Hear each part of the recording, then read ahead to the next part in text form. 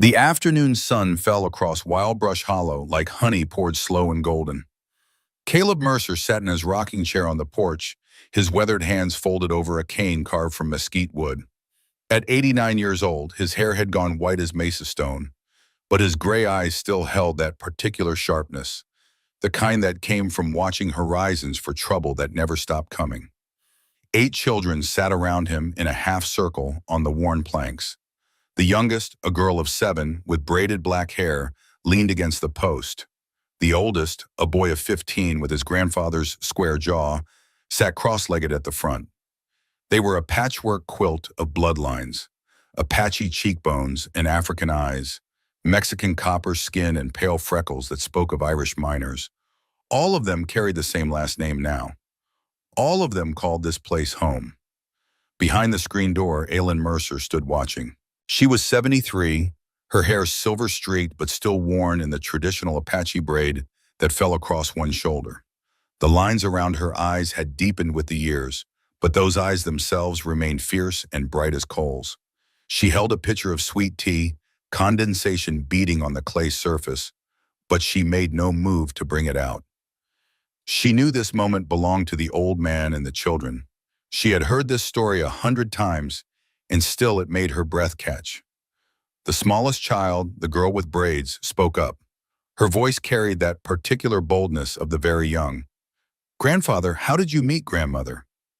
Caleb's mouth curved slightly, not quite a smile, something gentler and more painful. "That's a story about the biggest mistake I ever made," he said. His voice still carried strength despite the years, textured like wind over stone. "And the best thing I ever did. Both happened on the same day." He shifted in the chair. The wood creaked. Somewhere in the distance, a horse nickered in the corral, and the wind carried the scent of sage across the hollow. It was 1878, July, hot enough to blister paint off a barn door. I was 42 years old then, wandering without purpose or peace. Your grandmother was 28, standing on a stage with her hands bound like livestock up for auction. I bought her that day, paid $800, which was everything I owned in the world. But I didn't buy her to own her. I bought her to set things right. The 15-year-old boy leaned forward. Set what right? Caleb looked past the children, past the hollow, into some distance only he could see. The wrong of standing by 12 years earlier, watching her mother die and doing nothing to stop it. The children went still. Even the 7-year-old understood the weight of those words. Caleb closed his eyes. "Let me take you back." Back to Copper Bend in the summer of 1878, when the territory was still wild and the law was whatever men with guns said it was. Back to the day I tried to buy redemption with everything I had.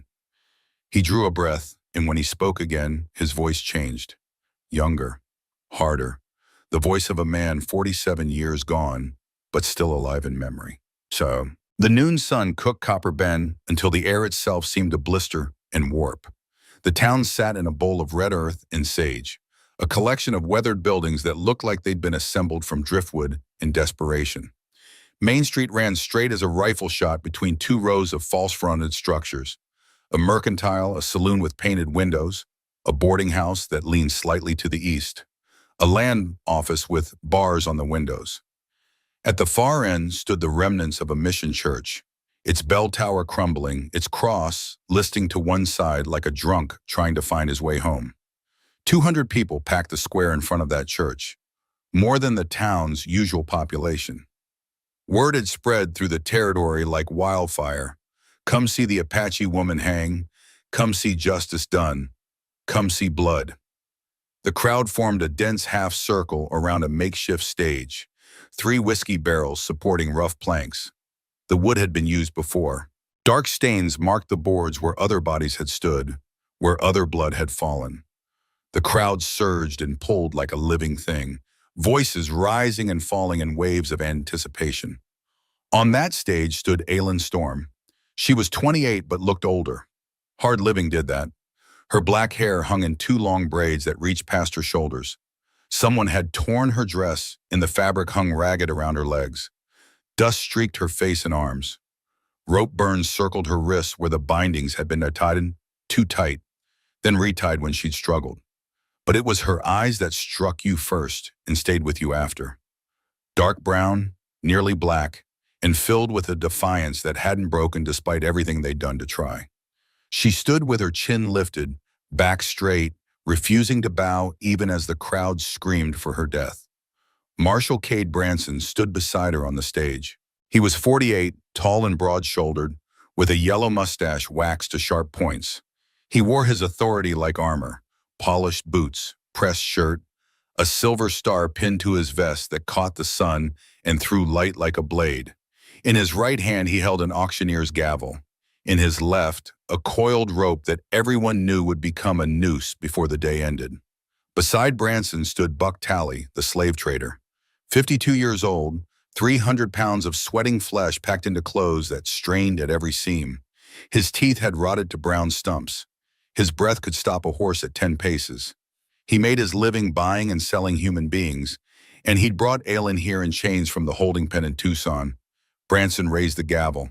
The crowd noise dropped but didn't disappear, a low rumble like distant thunder that never broke. "People of Copper Bend," Branson called out. His voice carried well, trained from years of speaking over drunks and gunfire. "You know why we're here. This woman, Aylin Storm, stands accused of murder. She killed my son. Dylan Branson stabbed him 7 times in his own home. The law says she should hang." The crowd roared approval. Men raised fists. Women pulled their children closer, as if proximity to violence might teach them something valuable about the world's hard edges. Branson raised his hand for silence. The gesture took longer to work than it should have. When the noise finally subsided, he continued, "But I'm not a hasty man. I'm not governed by revenge. So instead of hanging her immediate, I'm giving you good people of the territory a choice. Anyone can buy this woman. You pay the price, she's yours. You can work her, sell her, do with her as you see fit. Only condition is this: she dies slow. She dies suffering, the way my boy suffered." Someone in the crowd shouted, "Why wait? String her up now." Branson's face darkened. "Because I want her to know pain. I want her to feel every day she has left, however many that is, and remember what she did. Death's too quick. Death's too kind." From the stage, Aylin's voice cut through the noise. It was rougher than it should have been, abraded by days of screaming that no one had answered. But it carried, clear and hard as broken glass. "I killed Dylan Branson because he was a monster." The crowd went silent, not the silence of respect, the silence of a predator freezing before it strikes. Aylin continued. Her voice shook, but not with fear, with rage so pure it burned. "He took me 3 months ago, kept me locked in a cellar under his house. He came down every night. He forced himself on me. He beat me. He choked me until I passed out, then waited for me to wake up and did it again. He said I was his property. He said no one would believe me. He said Apache women were made for men like him to use and throw away. So when I found a knife, I used it. I stabbed him 7 times. And I would do it again. I would do it 100 times. For 3 seconds, nothing. The crowd processed this. Some faces showed doubt. Most showed nothing but contempt. Then someone yelled, "Lying Apache whore!" The dam broke. The crowd surged forward, screaming, "Hang her! Burn her! Make her pay!" Branson let them roar for a full minute before raising his hand again. When silence came, he smiled. It was not a kind expression. "There you have it. She admits the killing. She shows no remorse. So who'll pay to make sure she suffers proper?" At the edge of the crowd, Caleb Mercer stood motionless. He had arrived in Copper Bend 3 days earlier, drifting in from the east on a horse too tired to run and with a past he couldn't outrun. He wore a long leather coat despite the heat, dark brown and beaten soft by weather and time. The coat hung unevenly over his right shoulder, accommodating the stiffness there, the old wound that never quite healed. His right leg dragged slightly when he walked, a permanent limp from a bullet that had shattered bone and been dug out with a hunting knife and whiskey 12 years prior. He was 42 years old. His face was weathered the way faces get when they've seen too much sun and too much violence and not enough reasons to smile. Dark brown hair fell to his collar. A thick beard, salted with gray, covered his jaw. A scar ran from his left temple to his cheekbone, The kind of mark that came from a knife that had been aiming for his eye and missed by an inch of luck. But it was his eyes that marked him, gray as river stones, the kind of eyes that had seen things and chosen to remember them all, to carry them like penance. In his coat pocket, wrapped in oilcloth to keep it safe, was a small wooden box. Inside that box was a photograph, a young Apache woman holding a child of 4. The woman's name had been Marisol Storm. The child's name had been Aylin. Caleb had not known the child's name 12 years ago when he'd stood by and watched the woman hang. He'd learned it later, too late, after he'd thrown his badge in the dirt and walked away from everything he'd thought was right. Now he stood at the back of the crowd and watched that same child, grown into a woman, standing on a stage waiting for death. And he saw Marisol's eyes looking back at him. The resemblance struck him like a fist to the chest, not just similar, identical. The same fierce defiance, the same refusal to break, the same terrible awareness that the world was not just and mercy was a lie people told themselves to sleep at night.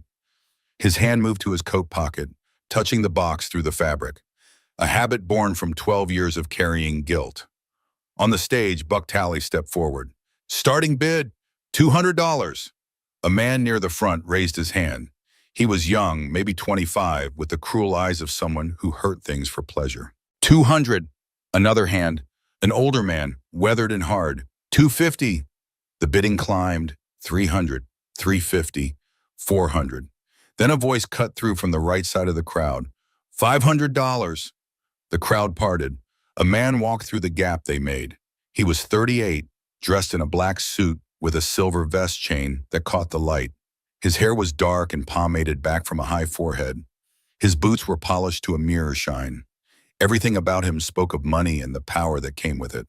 Silas Hargrave, owner of the Silver Hollow mine, richest man in the territory, employer of 200 workers who lived and died by his word.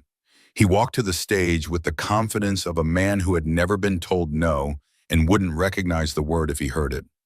He pulled a leather wallet from his jacket and extracted a thick stack of bills, holding them up for the crowd to see.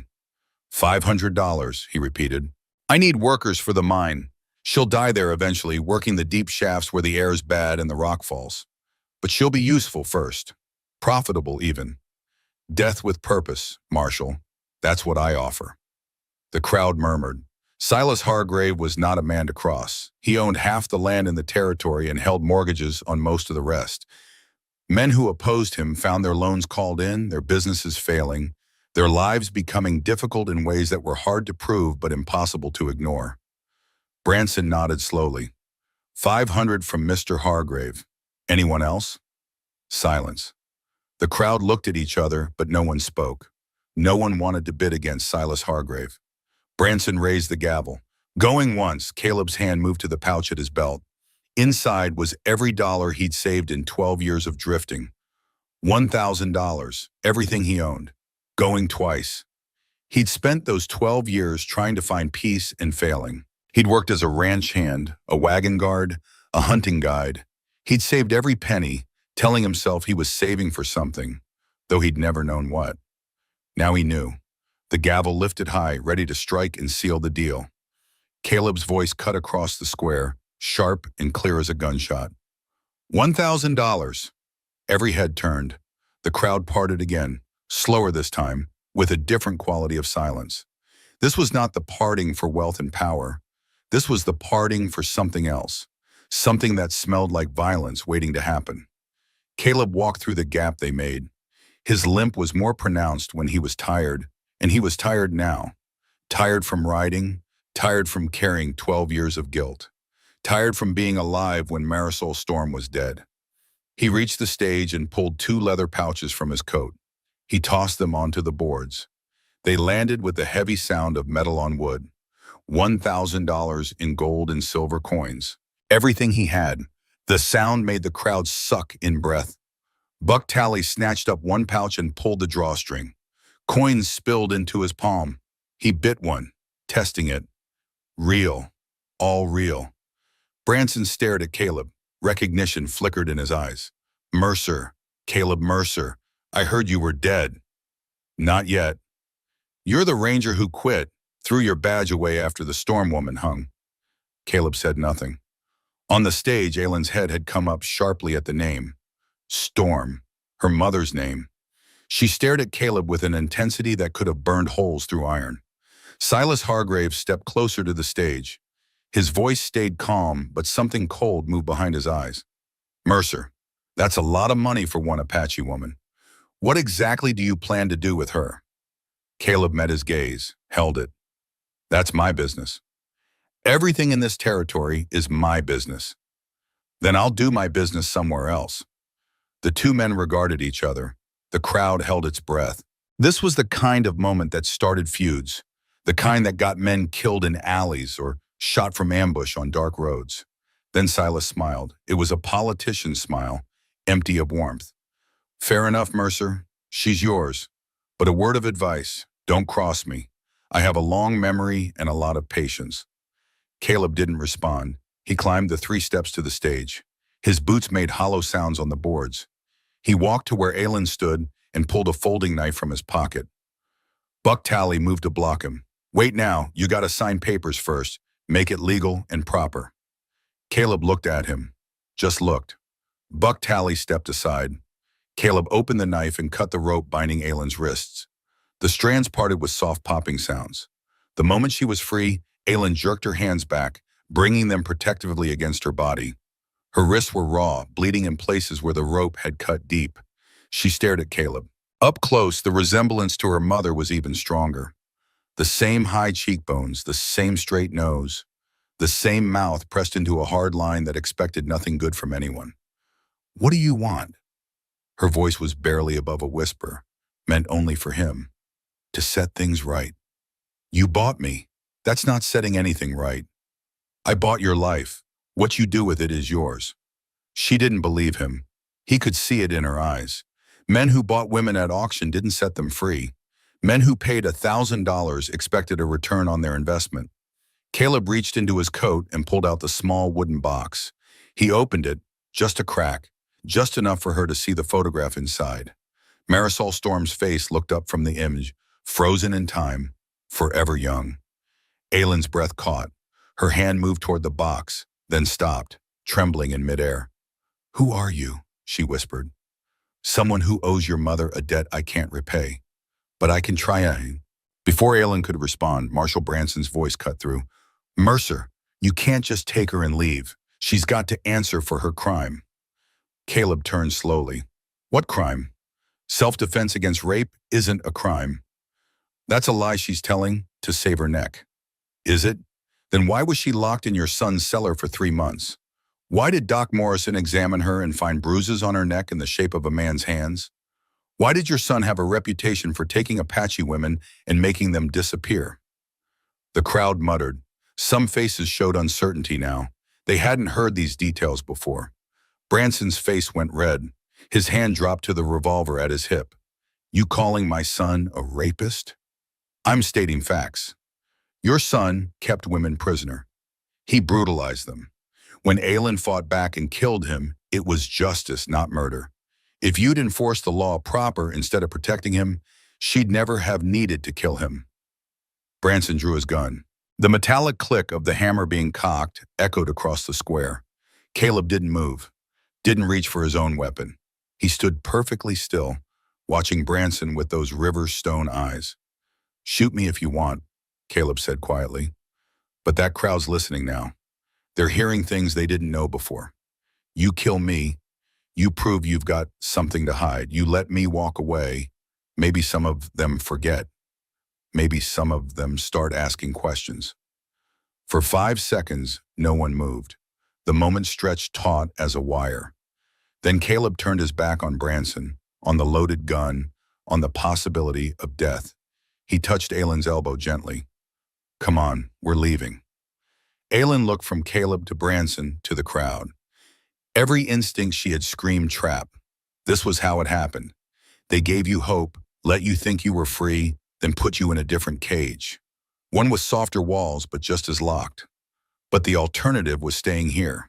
And staying here meant death, one way or another.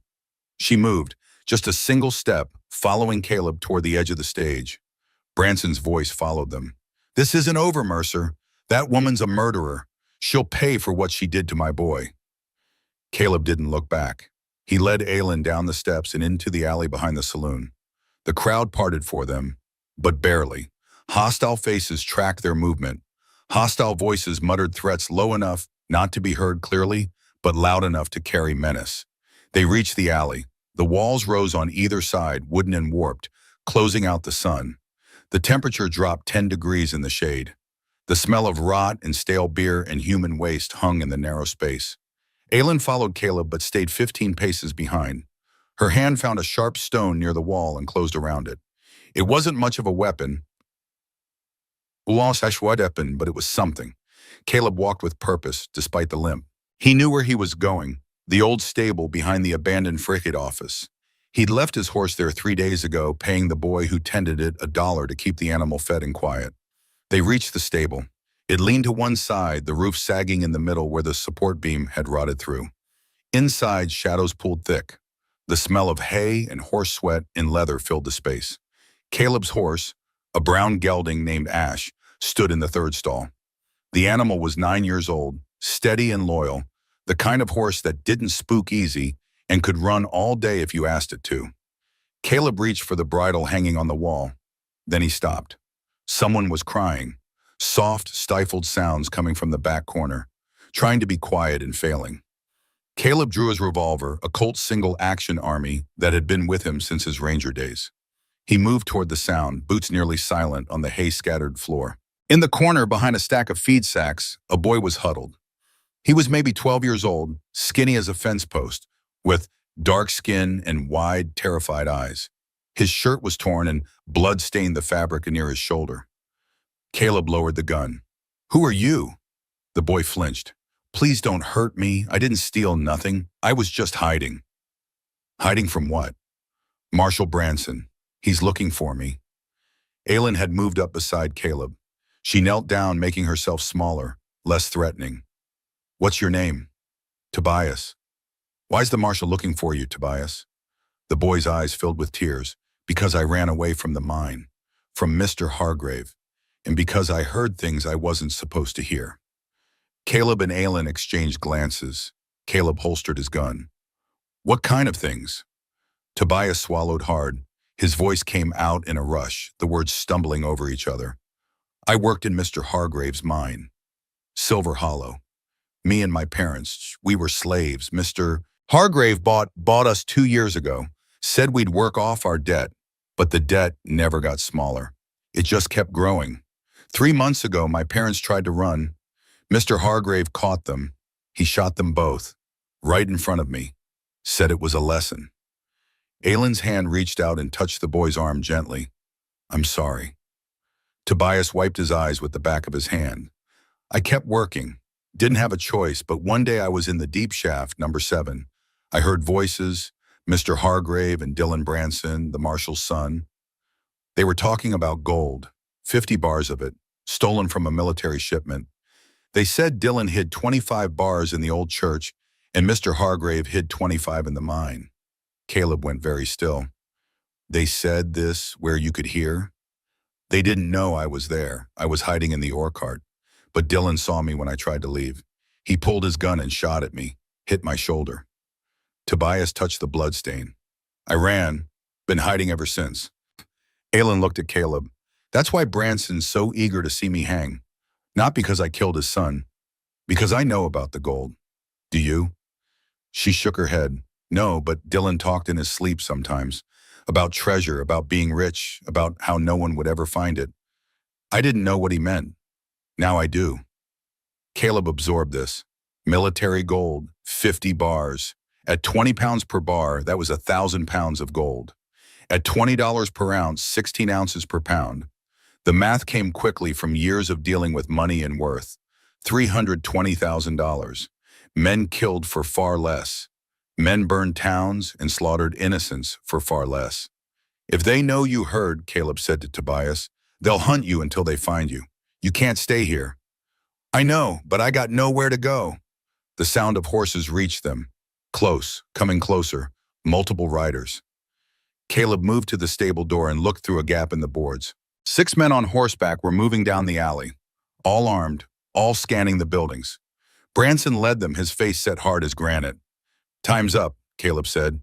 He turned to Ash, began saddling the horse with quick, efficient movements born from doing it 10,000 times. "We leave now." Aelin looked at the single horse. "There's 3 of us."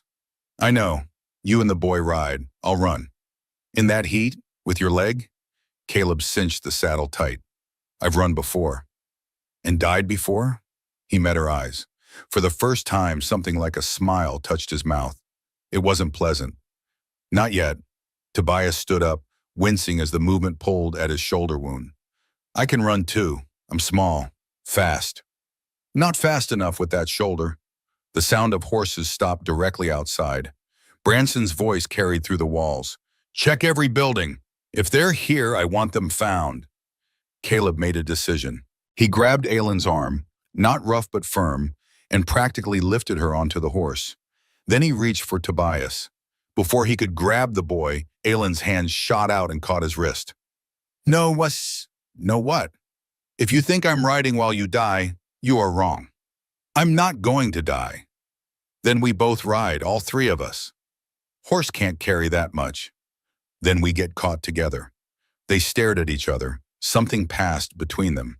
Not trust, not yet, but maybe the first seed of it.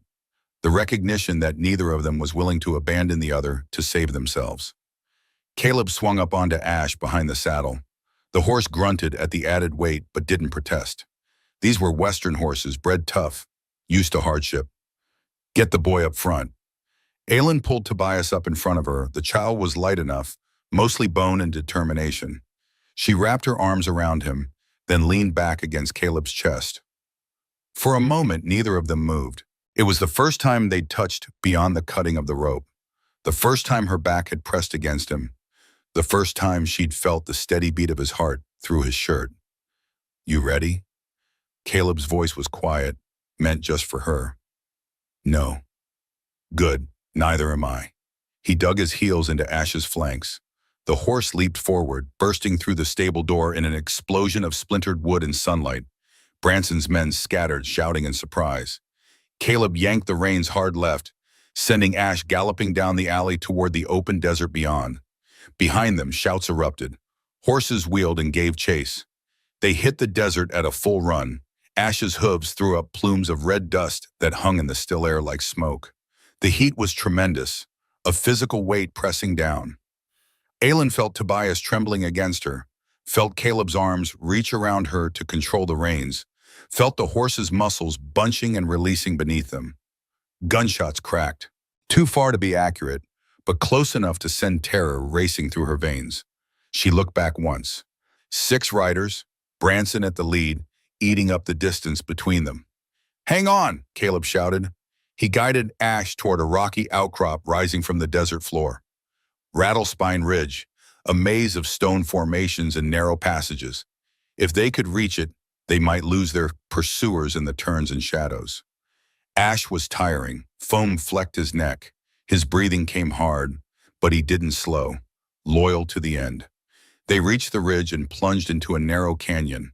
The walls rose on either side, cutting off the sun, turning the world into shades of red and shadow. Caleb took the first right turn, then a quick left, guiding them deeper into the maze. Behind them, the sounds of pursuit echoed, confused and angry. 3 more turns. 4. The passages got narrower. Finally, Caleb pulled Ash to a stop in a dead-end canyon barely wide enough for the horse to stand.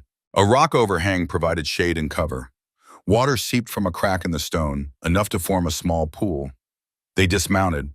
Aelin's legs nearly gave out when her feet hit the ground. She caught herself against the stone wall, breathing hard. Tobias slid down and immediately sat, his face pale, his shoulder bleeding fresh through the bandage he'd made from his shirt. Caleb led Ash to the water and let the horse drink, but not too much. Too much water on a hot horse could kill it. Aelin watched him work, watched how he moved despite the limp, watched how gently he handled the animal, checking hooves, running his hand down the legs to feel for injuries. Everything about his movements spoke of care and long practice. "Who are you, Wo?" she asked again, the question that hadn't been answered. Caleb didn't look at her. He pulled his canteen from the saddle and brought it to Tobias first, helping the boy drink. Then he brought it to Aylin. She didn't take it immediately. Tell me who you are. Tell me how you knew my mother. Caleb's jaw tightened. He lowered the canteen. When he spoke, his voice carried a weight that made the air feel heavier.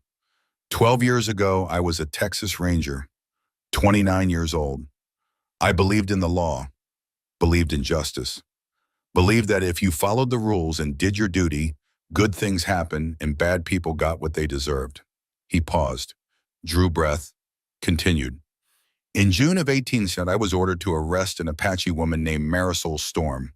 She'd been accused of stealing cattle from a white rancher. I found her in a camp north of here. She had a little girl with her, 4 years old. That was you. Aylin's hands clenched into fists. She didn't interrupt. I brought your mother to the territorial court. I told my captain that the evidence didn't support the charge. The tracks showed the cattle had wandered off during a storm. No signs of theft, but the rancher had money. He had influence. He wanted someone punished. My captain ordered the execution. Immediate, no trial. His voice dropped lower. I protested, said it wasn't right, said it wasn't legal. My captain told me to do my duty or face court-martial. So I stood there. I stood and watched them put a rope around your mother's neck. I watched them kick the chair out from under her. I watched her die while you screamed. Silence filled the canyon. Even the wind seemed to have stopped. Afterward, I took off my badge, threw it in the dirt, walked away. I've been walking ever since, trying to find a way to make it right, knowing I never can. Aylin's face had gone very still. Her eyes burned with tears she wouldn't let fall. You killed her. Yes. You stood there and did nothing. Yes. You chose the law over her life. Yes, she pulled the sharp stone from her pocket. The one she'd grabbed in the alley, she moved toward him, hands shaking with rage. I should kill you right now. Caleb didn't move, didn't reach for his gun, didn't raise his hands to defend himself. He just stood there, watching her with those gray eyes that had seen too much and forgotten nothing. Do it if you need to, he said quietly. I won't stop you. Aylin came closer. The stone felt heavy in her hand. 12 years of rage, 12 years of loss, 12 years of living with the memory of her mother swinging from a rope, all of it condensed into this single moment. She raised the stone. Caleb's eyes didn't waver. Then she threw the stone away. It clattered against the canyon wall and fell into the shadows. I'm tired, she said. Her voice broke on the words. I'm so tired of killing, tired of hating, tired of carrying this weight. If I kill you, I'm no better than them. I'm just another person choosing violence because it's easier than choosing to live. She sat down hard on the ground, buried her face in her hands, and sobbed. Great wrenching swoosh that shook her whole body. Caleb knelt beside her, not touching, just being present. Your mother was brave, he said softly. She stood on that scaffold and looked at me with the same eyes you have. She didn't beg, didn't plead. She just said, take care of my daughter. Those were her last words. Take care of my daughter. I didn't. I let the system take you. I let you disappear. I've regretted that every day since. Aylin looked up at him. Her face was streaked with tears and dust. Why now? Why save me now? Because when I saw you on that stage today, I saw her. I saw the same woman I failed to save 12 years ago. And I thought maybe this was my chance. Maybe I couldn't bring her back, but I could keep you quiet and dying the same way. You paid everything you had. I've got nothing else worth spending it on. From the shadows, Tobias spoke up. His voice was small and scared. Are they still coming? The men with guns? Caleb turned his head, listening. In the distance, very faint, the sound of horses moving through the canyons, searching, getting closer. Yes, he said, they'll find us eventually. This canyon's a dead end. Aylin wiped her face. Then what do we do? Caleb stood. His face had gone hard again. The moment of vulnerability passed.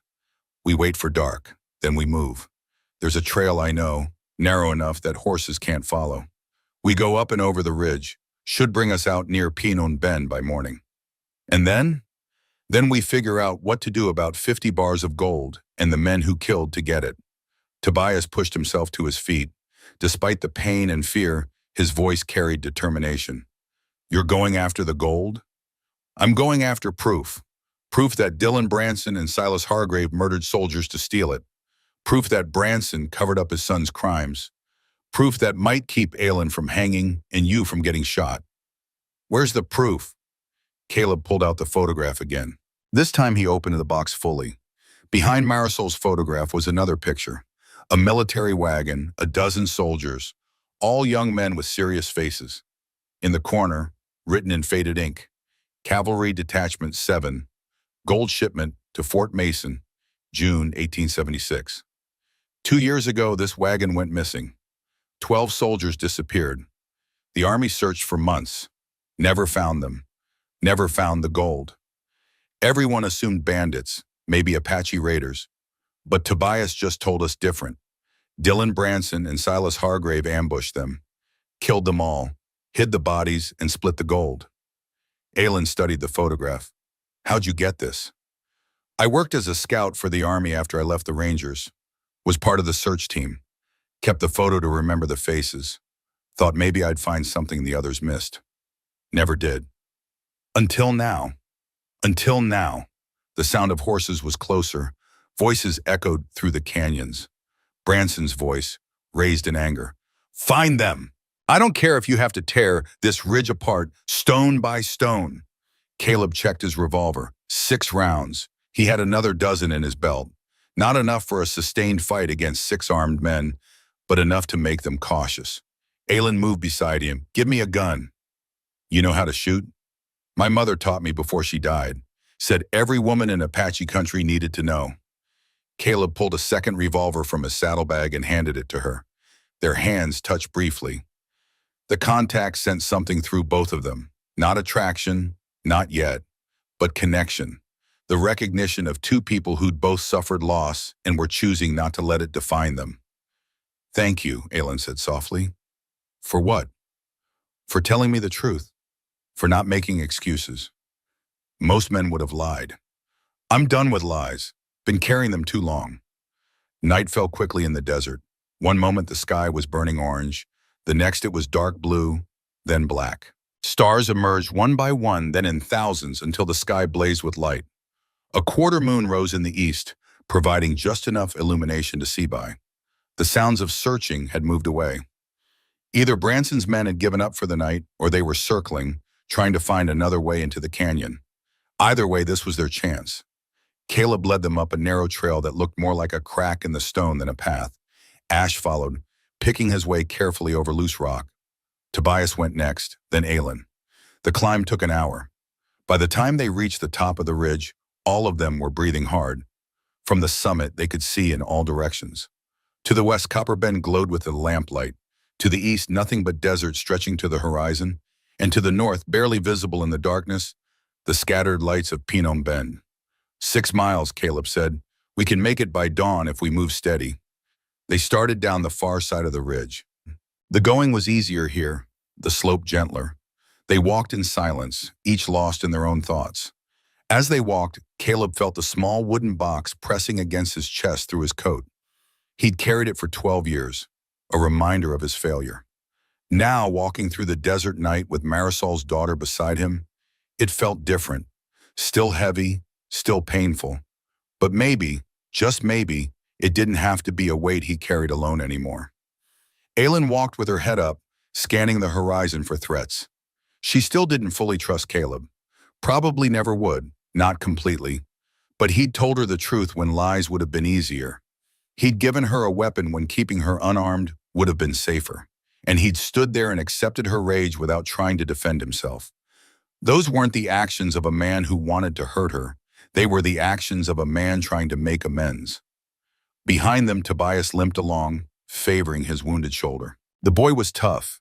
He'd lost his parents, been shot, been hunted, and still he kept moving. Still he held on to hope that things might get better. They were 3 broken people walking through the darkness, carrying wounds that might never fully heal. But they were walking together, and sometimes that was enough. As the first pale light of dawn touched the eastern horizon, the buildings of Phnom Penh came into view. Small, weathered, barely more than a trading post, and a few houses. But it represented safety, at least temporarily. Caleb led them to the trading post and knocked on the door. After a long moment, it opened. An old man peered out, holding a lamp. "Help you? Need supplies, food, bandages, grain for the horse." The old man's eyes traveled over the three of them. He saw the blood on Tobias's shoulder, saw the rope burns on Aylin's wrists, saw the exhaustion on all their faces. "Trouble?" "Always." The old man stepped aside. "Come in. Store don't open for another hour, but I reckon you need help now more than later." They filed inside.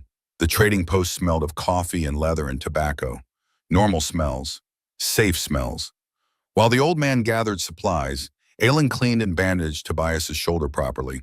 The wound wasn't as bad as it looked. The bullet had passed through the meat of his shoulder without hitting bone. It would heal, given time and care. Caleb paid for the supplies with coins from a second, smaller pouch he'd kept separate. The old man didn't ask questions.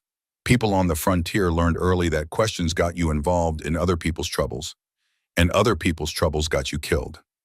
As they prepared to leave, Aylin touched Caleb's arm. "Where do we go now?" "Back to Copper Bend." "That's suicide." "Maybe, but that's where the gold is. That's where the proof is, and that's where we can end this. Or die trying." Caleb looked at her. In the lamplight, she looked like her mother. Same fierce pride, same refusal to back down, same strength that didn't need to prove itself with words. "You don't have to come," he said. "I can take you north to the territories.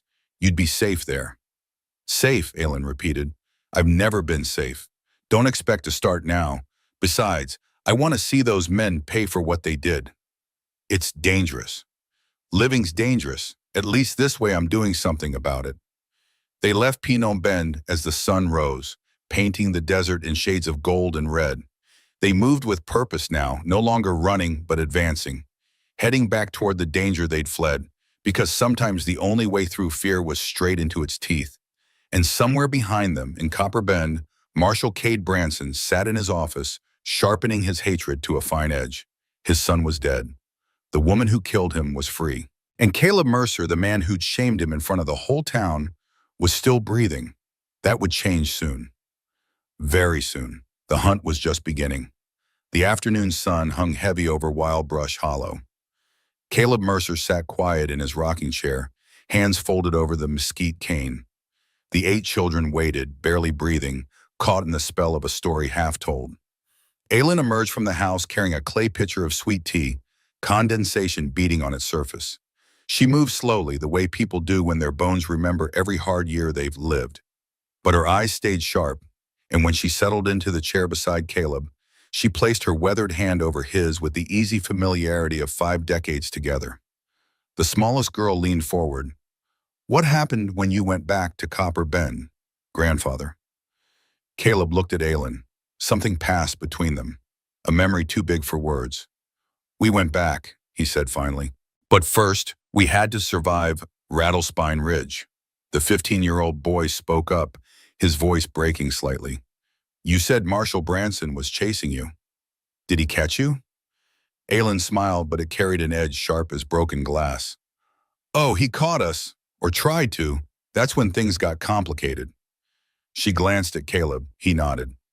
"You tell this part," he said. "You remember it better than I do." "That's because you were bleeding all over the rocks and half delirious from fever." "Minor details." The children laughed, but the sound died quickly. They could feel the weight of what was coming. Aylin settled back in her chair.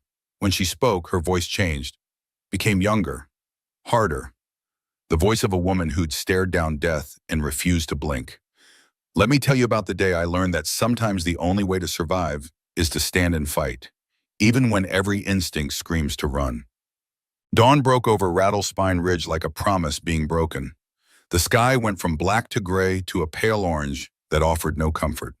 Caleb, Aylin, and Tobias had spent the night huddled in a shallow cave, taking turns keeping watch while the others slept fitfully. Caleb woke first. His leg throbbed where the old wound lived, a deep ache that never fully left but got worse when he pushed too hard. And he'd pushed very hard over the past 2 days. His shoulder felt stiff, his back protested when he moved, and his mouth tasted like copper and dust. He stood anyway. Movement was better than stillness. Stillness let the pain settle in deep. Aylin woke when he moved. She'd slept light, the way people did when they had been hunted. One eye always open, even in dreams. She sat up, brushing rock dust from her torn dress. "Anything?" she asked quietly. "Quiet so far." "That worries me more than noise." Caleb nodded. He understood. Branson wasn't the type to give up, which meant he was either still searching or planning something worse. Tobias stirred, wincing as the movement pulled at his wounded shoulder. The boy had barely complained through the night, but his face had gone pale and his breathing shallow. The wound needed proper cleaning and fresh bandages. What they'd done at the trading post in Phnom Penh had been quick field medicine, not real care. "How's the shoulder?" Caleb asked. "Hurts less than yesterday." "You're lying." "Yes, sir." Caleb almost smiled. The boy had spine. "We'll get you proper medicine when we reach Copper Bend." "If we reach it," Aylin said. She stood at the cave entrance, peering out at the canyon beyond. "I count 6 riders, east side of the ridge, moving slow, searching the rocks." Caleb moved beside her. Sure enough, 6 men on horseback picked their way through the maze of stone formations. Too far to identify faces, but the lead rider sat tall and broad-shouldered. Branson. "They're between us and Copper Bend," Caleb observed, "and they're not leaving." Tobias joined them, favoring his good arm. "What do we do?" Caleb studied the terrain. Rattlespine Ridge was a broken landscape of red stone and narrow passages. Good for hiding, bad for running. And with only one horse between the 3 of them, running wasn't really an option anyway. "We wait," he decided. "See what they do. They can't search forever. Horses need water. Men need rest." So they waited. The sun climbed higher, turning the cave into an oven. They rationed water from the single canteen, taking small sips that did nothing to ease the thirst but kept them alive. The heat pressed down like a physical weight. An hour passed. 2.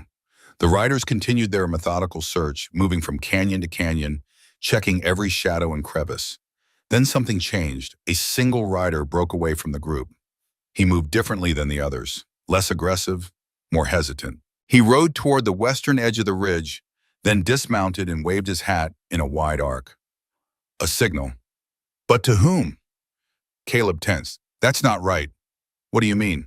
"If he's signaling to Branson, he'd wave toward the group. He's waving away from them." They watched. The rider waited, looking toward the west. After a long moment, he mounted again and rode back toward the main group. But he took a different path, one that brought him closer to their cave. Too close. Caleb drew his revolver. Aylin did the same with the gun he'd given her. Tobias picked up a rock, hefting it in his good hand. The rider approached. 50 yards, 40, 30. Then he called out, voice pitched low to carry but not shout. "Mercer, if you're in hearing distance, I'm not your enemy." Caleb didn't respond. Could be a trap. The rider continued, "My name's Garrett Finch. I ride with Branson, but I'm not loyal to him. I need to talk." Still no response from the cave. Garrett Finch dismounted and held his hands out to the sides, showing he wasn't reaching for weapons. "I know about the gold. I know what Dylan Branson and Silas Hargrave did. And I know they killed my brother to keep it secret." That got Caleb's attention. He moved to the cave entrance but stayed in shadow. "Say what you need to say." Garrett looked toward the sound of Caleb's voice. He was 32, with sun-darkened skin and green eyes that stood out against his weathered face. His clothes marked him as a working man. Worn denim, leather vest, boots that had seen hard miles. 6 months ago, my brother Aaron worked in Silas Hargrave's mine.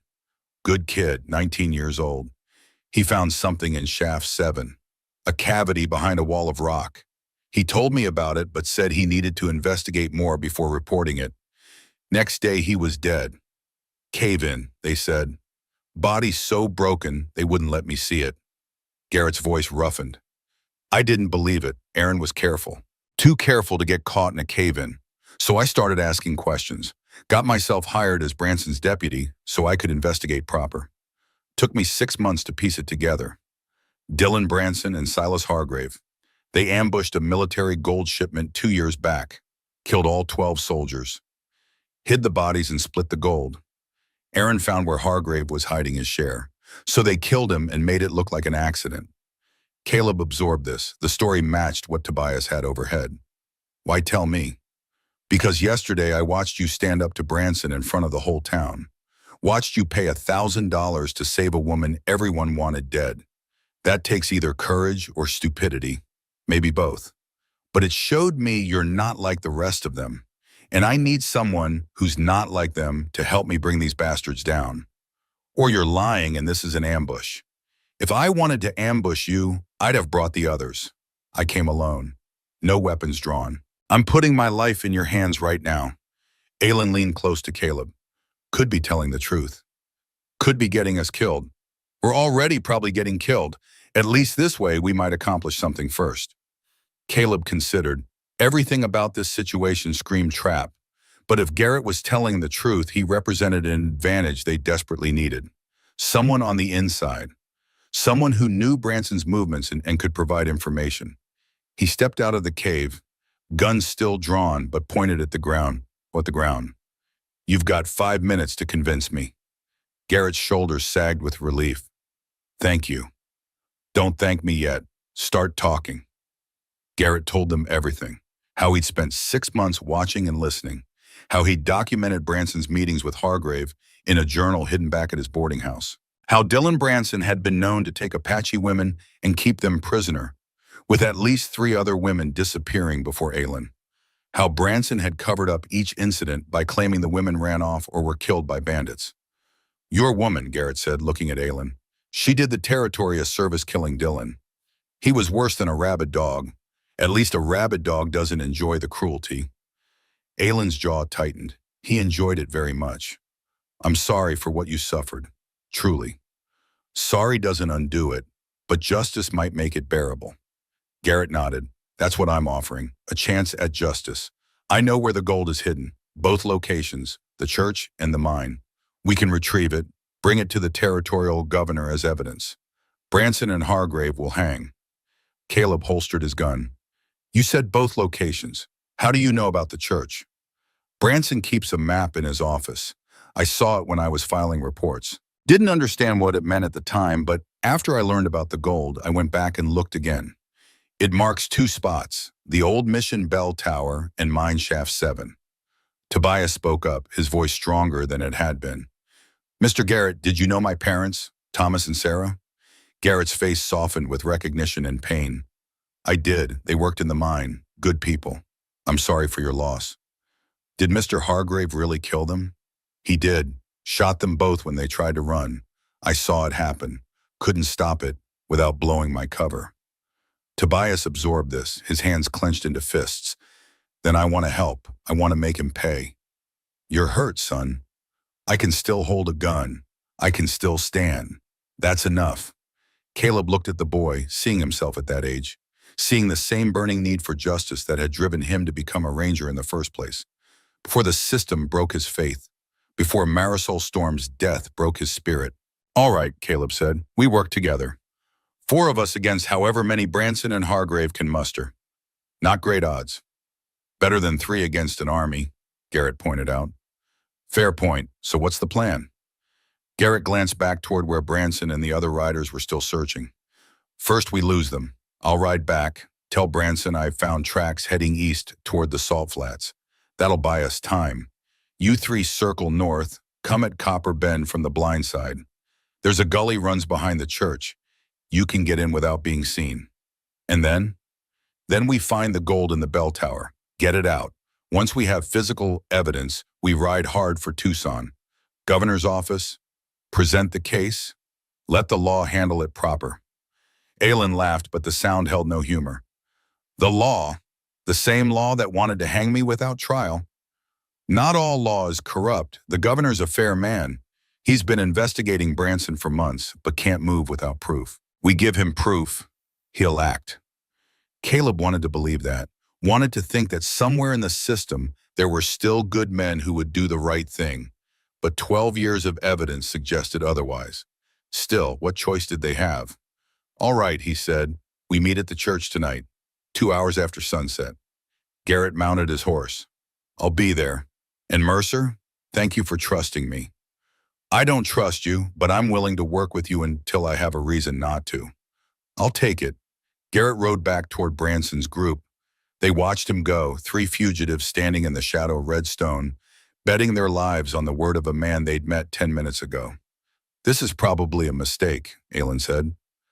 Probably, why? We should do it anyway. Probably, Tyne. They gathered their meager supplies and prepared to move. Caleb checked his revolver. 6 rounds. He'd need to make every one count. Aylin did the same with hers. Tobias had the rock, but Caleb gave him a knife from his boot. Not much, but better than nothing. As they prepared to leave, Aylin touched Caleb's arm. Back in the cave, when we thought we might die, I wanted to say something. What? She hesitated. Words clearly didn't come easy. I wanted to say that I understand why you didn't save my mother. You were young, you believed in the system, and when the system fails you, it's not always your fault. Sometimes it's just broken beyond fixing. Caleb's throat tightened. That doesn't excuse what I did. No, but it explains it, and maybe that's enough for now. She squeezed his arm once, then let go and moved toward Ash. The gesture was small, brief, but it carried a weight that settled in Caleb's chest like warmth spreading through cold water. They traveled through the day, moving slow and careful, staying to the shadows and low places where sight lines were broken. By the time the sun started its descent, they'd circled north of Copper Bend and approached from the blind side, just as Garrett had suggested. The gully behind the church was dry and littered with tumbleweeds and broken glass. They dismounted and tied Ash in a stand of mesquite where the horse would be hidden from casual observation.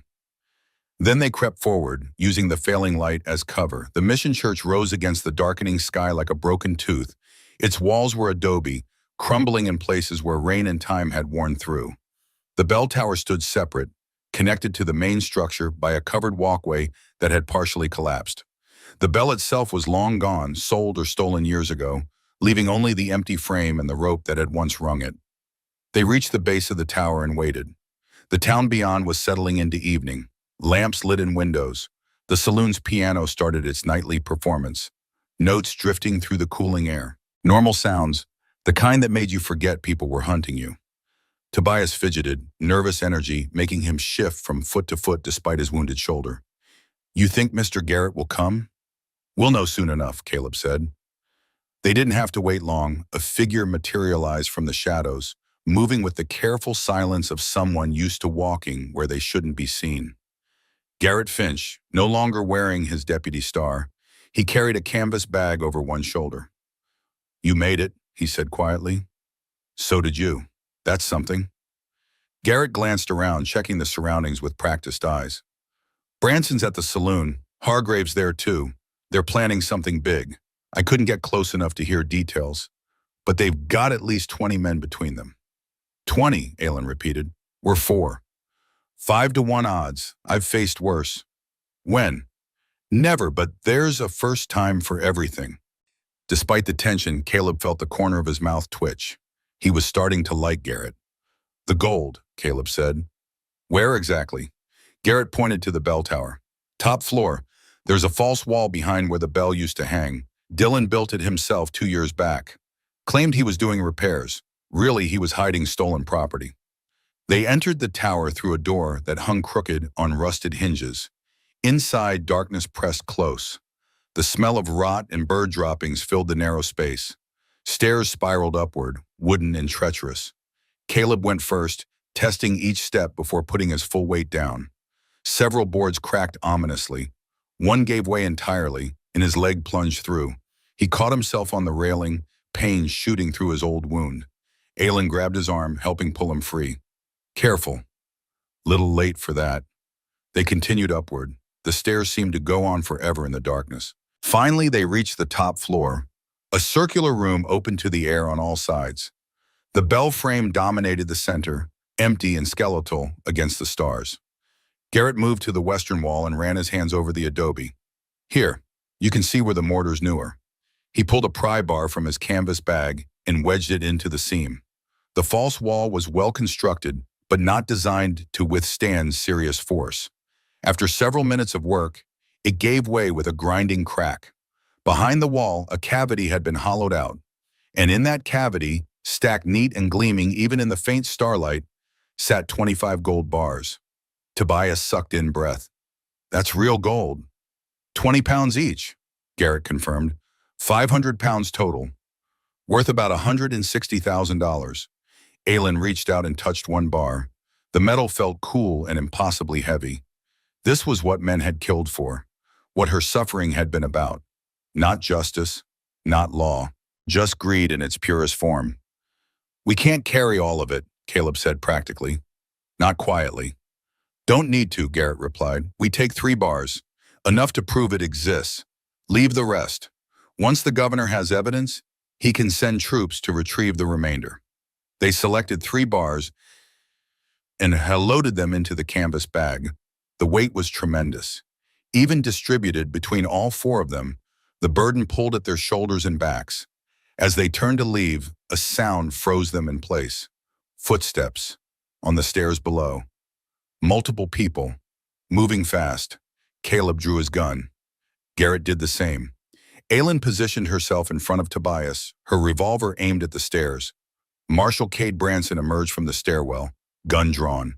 Behind him came 5 more men, all armed, and behind them, dressed in his expensive suit despite the late hour, Silas Hargrave smiled like a man who'd just won a very important game. Mercer, Branson said, his voice carried satisfaction. I had a feeling you'd come back for the gold. Greed makes men predictable. We're not here for greed, Caleb replied. We're here for evidence. Evidence of what? That I executed a murderer? That I protected my town? Evidence that your son and Hargrave killed 12 soldiers and stole military gold. Evidence that you covered it up. Evidence that makes you complicit in murder and theft. Branson's face darkened. My son was a good man. Your son was a monster. And you knew it. You protected him anyway. How many women did he take before Aylin? How many disappeared? Careful, Mercer. You're talking about the dead. That's disrespectful. You want to talk about respect? Let's talk about Marisol Storm, hanged for a crime she didn't commit because a rancher paid you to look the other way. Let's talk about Aaron Finch, killed in a staged cave-in because he found your gold. Let's talk about Tobias's parents, shot dead for trying to escape slavery. Branson's gun hand tightened. Those were all legitimate actions under the law. The law you bought, the law you twisted, the law you've been hiding behind while innocent people died. Silas Hargrave stepped forward. Unlike Branson, he showed no anger, just cold calculation. This is all very dramatic, Mercer, but it's also pointless. You're trapped, outnumbered, and even if you somehow escape, no one will believe you. I own half the territory. Branson controls the other half. We are the law here. Not anymore, Garrett said. He pulled a folded paper from his jacket. I've been documenting everything for 6 months. Every meeting, every payoff, every crime. This is going to the governor tomorrow morning. Branson turned to stare at Garrett. Betrayal and rage warred on his face. You were my deputy. You took an oath. I took an oath to uphold justice, not to enable murderers. You're a dead man, Finch. Maybe, but I'll die knowing I did the right thing. Can you say the same? For a moment, no one moved. The tension stretched so tight it seemed like the air itself might shatter. Then Silas Hargrave drew his gun and fired. The bullet caught Garrett in the chest. He staggered backward, eyes wide with shock. His gun fell from nerveless fingers. Caleb fired. His shot took one of Branson's men in the shoulder, spinning him around. Aylin fired twice, fast and accurate, dropping another man. Then chaos erupted. Branson's remaining men opened fire. Bullets struck stone and wood. Splinters flew. Caleb grabbed Aylin and pulled her behind the bell frame. Tobias dove for cover behind a pile of old timbers. Return fire sparked in the darkness. Garrett had fallen to his knees, hand pressed to his chest. Blood seeped between his fingers. He looked up at Caleb, tried to speak, coughed blood instead. Caleb crawled toward him, staying low. Bullets whined overhead. He reached Garrett and pulled him behind the bell frame. Stay with me, Caleb ordered. Garrett shook his head. He pulled the folded paper from his jacket, now spotted with blood, and pressed it into Caleb's hand. Get this, to the governor. Tell them about Aaron. Tell them I tried. You did more than try. You succeeded. Garrett smiled. Blood stained his teeth. Aaron would be proud. His eyes lost focus. His breathing stopped. Garrett Finch died with his brother's name on his lips and the knowledge that he'd done right echoing in his fading thoughts. Caleb closed Garrett's eyes gently. Rage and grief twisted in his chest. Another good man dead. Another sacrifice on the altar of other men's greed. He looked at Aylin. She met his gaze. No words were needed. They both understood. This ended tonight, one way or another. Caleb counted rounds. 3 left. Aylin had maybe 2. Not enough for a sustained fight. They needed to end this fast. He looked around the tower. The bell frame, the false wall, the open sides facing the night sky. An idea formed. "Can you climb?" he asked Aylin. "If I need to."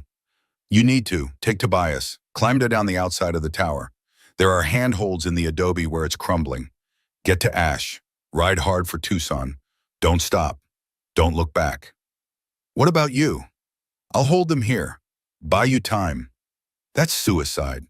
"That's justice." Aylin grabbed his face, forced him to look at her. "You don't get to die for me. Not after everything. We survive together or we die together. Those are the only options." Caleb started to argue. Then he saw her eyes, Marisol's eyes, fierce and unbreakable and absolutely serious. "Together then," he agreed. They had perhaps 3 minutes before Branson's men worked up the courage to rush the belframe. 3 minutes to plan.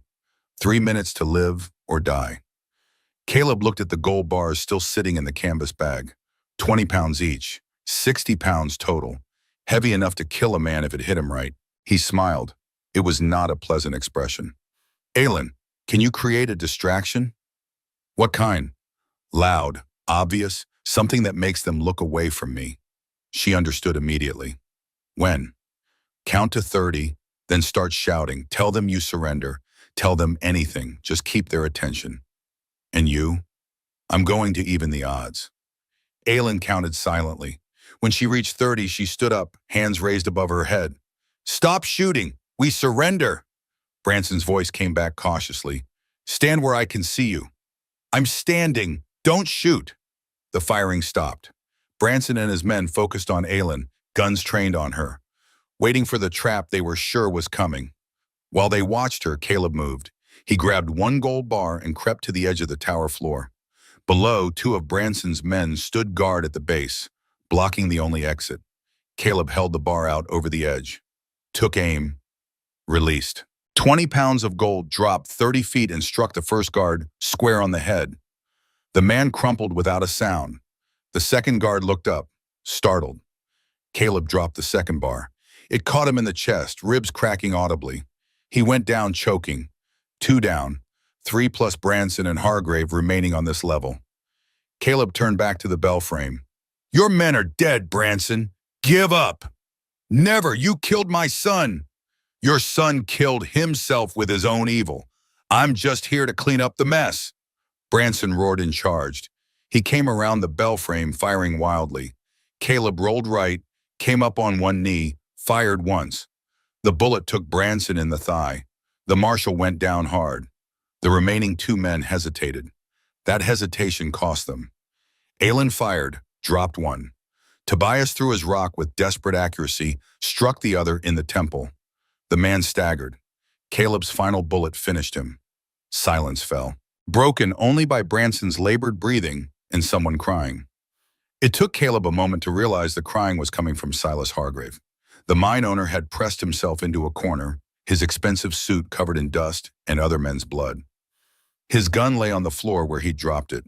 All his money, all his power, meant nothing here. He was just a frightened man who'd realized he might die. Caleb stood. His legs screamed protest. He ignored it. He walked to Branson, who lay bleeding on the floor, still trying to reach for his fallen gun. Caleb kicked the gun away, looked down at the marshal who'd caused so much suffering. "My son," Branson whispered. "You don't understand. He was my son." And Aylin was Marisol's daughter. Aaron was Garrett's brother. Tobias's parents were someone's children. Your grief doesn't erase theirs. The law failed. You failed it. Now you answer for that failure. Branson's eyes blazed with impotent rage. Then the light faded. He'd live, but his power was broken. Everything he'd built with corruption and violence had crumbled in one night. Caleb turned to Hargrave. "On your feet." The mine owner scrambled up, hands raised. Please, I have money. I can pay you. Name your price. There is no price. Some things can't be bought. They bound both men with rope from the bell frame, used strips from their own clothes when the rope ran out. Then they gathered what they could, Garrett's journal documenting the crimes, the 3 gold bars, the guns. As they prepared to leave, Aylin knelt beside Garrett's body. She'd never known him in life, barely spoken to him, but he died trying to help them. That meant something. We'll tell them, she said to the dead man. We'll make sure they know what you did, you and your brother both. They descended the stairs carefully, the weight of evidence and exhaustion pulling at every step. At the bottom, they found Ash waiting patiently where they'd left him. The faithful horse had not moved despite the gunfire. Caleb helped Tobias onto the horse first. The boy was fading, blood loss and shock catching up. Then Aylin. Finally, Caleb pulled himself up, every muscle protesting. Tucson? Aylin asked. Tucson. Fast as Ash can carry us. They rode through the night. Behind them, Copper Bend slept, unaware that the foundations of its corrupt empire had just shattered. Ahead, the desert stretched endless. But somewhere in that darkness was justice. Real justice. The kind that couldn't be bought or twisted. They rode toward it with desperate hope and the memory of good men who died to make it possible. Dawn found them 20 miles from Copper Bend and still riding. Ash was exhausted but game. Tobias had fallen unconscious, fever burning through him. Aylin held him steady in the saddle, her face set with determination. Caleb's vision blurred. Loss of sleep, pain from his leg, the weight of everything catching up. But he kept them moving. 1 mile, then another, then another. The sun climbed, the heat built, still they rode. And then, shimmering in the distance like a mirage, the buildings of Tucson rose against the sky. Real buildings, real law, real hope. They'd made it. Back in Wildbrush Hollow, under the evening stars, Caleb finished speaking. His voice had grown hoarse from the telling. Garrett Finch died so we could live, he said to the children. He sacrificed everything to do what was right. That's courage. Real courage. Not fighting because you're fearless, but fighting because someone has to, even when you're terrified. The youngest girl's eyes were wet with tears. Did Tobias get better? Aylin smiled. He did.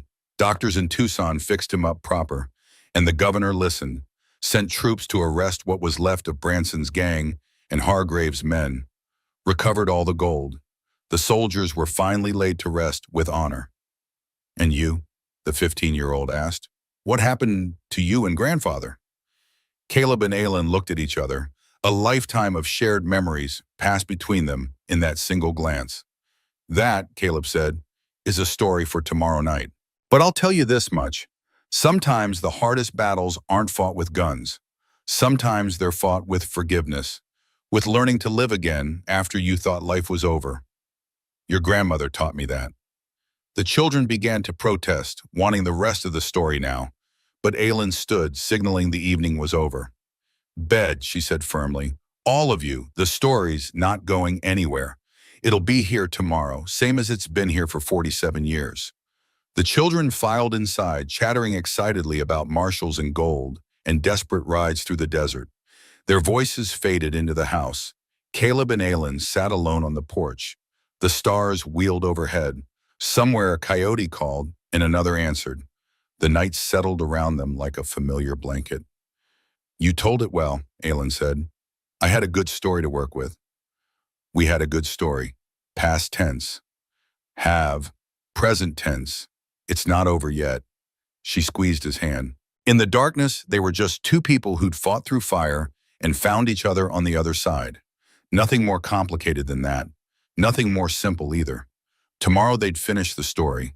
Tell the children about the trial, about starting Wildbrush Hollow, about building a life from the broken pieces. But tonight was for remembering, for honoring those who died, for being grateful they'd survived. The wind shifted. It carried the scent of sage impossibility. They sat together in comfortable silence and watched the stars turn. The third evening came soft and golden to Wildbrush Hollow. Caleb Mercer sat in his rocking chair, the mesquite cane resting against his knee. Beside him, Aylin worked her fingers through a half-finished basket, the traditional Apache weaving pattern emerging from the willow strips with practiced ease. The 8 children arrived before the sun touched the western hills. They knew without being told that tonight would bring the end of the story, the conclusion to everything that had begun on a blood-soaked stage in Copper Bend 47 years ago. The youngest girl climbed into Aylin's lap without asking permission. The old woman smiled and adjusted the basket to make room, continuing her weaving while the child settled against her chest. "Grandfather," the 15-year-old boy said, "you stopped last night when you reached Tucson. What happened there?" Caleb was quiet for a long moment. His eyes looked past the children, past the hollow, into a distance measured not in miles but in years. When he finally spoke, his voice carried the weight of memory and the lightness of grace, hard-won. "What happened in Tucson changed everything, but not the way we expected. Nothing ever goes the way you expect when you're fighting for justice. The world has a way of testing whether you really mean it, or if you're just looking for revenge dressed up in righteous clothes." He shifted in his chair. The wood creaked. Somewhere in the gathering dusk, the first cricket began its evening song. "Let me tell you about the hardest choice I ever made, and about the woman who taught me that strength isn't about how hard you can hit. It's about what you're willing to forgive." They reached Tucson 3 days after fleeing Copper Bend. 3 days of riding through heat that could cook a man's brain in his skull. 3 days of rationing water until their tongues swelled and cracked. 3 days of watching Tobias fade in and out of consciousness, his wound turning angry and infected, despite their best efforts to keep it clean. By the time they saw the territorial capital rising from the desert, all 3 of them were half dead from exhaustion. Tucson in 1878 was a real city, not like the scattered settlements they'd left behind. Adobe buildings lined actual streets. The governor's mansion sat on a hill overlooking the town, whitewashed and imposing. Federal soldiers patrolled in pairs, their uniforms marking them as different from the corrupt local law they'd fled. Caleb guided Ash through the main street, barely conscious enough to keep his seat. People stared at them. 3 people on one exhausted horse, covered in dust and dried blood, carrying obvious wounds. They looked like what they were, refugees from violence. A soldier approached, hand on his sidearm but not drawing. "Sir, you look like you need help." Caleb tried to speak. His voice came out as a croak. He tried again. "Governor Hayes. Need to see Governor Hayes." "The governor doesn't see just anyone who rides into town." Caleb fumbled in his coat. His fingers felt thick and clumsy. Finally, he pulled out the folded papers. Garrett's journal. The documentation of Branson and Hargrave's crimes. Bloodstained now from where Garrett had pressed them into his hand while dying. "Evidence," Caleb managed. "Military gold theft, murder, corruption. He'll want to see this." The soldier took the papers carefully, unfolded them. His eyes widened as he read the first page. He looked up at Caleb with new respect. "Wait here, I'll get the captain." 10 minutes later, they were being escorted up the hill to the governor's mansion. Tobias had been taken to the army surgeon, protesting weakly that he wanted to stay with Caleb and Aylin. But his fever was too high, his wound too serious. He needed care they couldn't provide. Governor Preston Hayes was 55 years old, with iron gray hair and the kind of face that looked like it had been carved from honest stone. He received them in his study, a room lined with law books and maps of the territory. He listened without interrupting as Caleb told the story.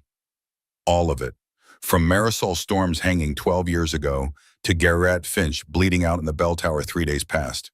When Caleb finished, the room was silent, except for the ticking of the grandfather clock in the corner. Hayes looked at Aylin. "Miss Storm, you killed Dylan Branson." "I did. In self-defense. After 3 months of being held captive and brutalized, yes." Hayes nodded slowly. "And you, Mr. Mercer? You threw away your ranger badge over a miscarriage of justice 12 years ago." "I did.